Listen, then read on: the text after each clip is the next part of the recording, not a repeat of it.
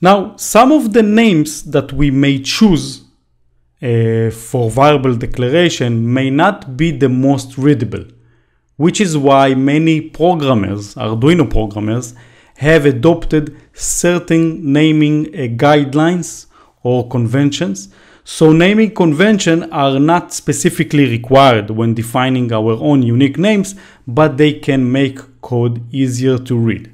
For example, we can have variable names with multiple words, but because we cannot use space inside our variable name, we might want a way to separate each word to make the name easier to read. For that, it is commonly accepted to use the convention known as the camelback notation, meaning the first letter of the first word will be lowercase, while the first letter of each subsequent word will be capitalized with no space between each word.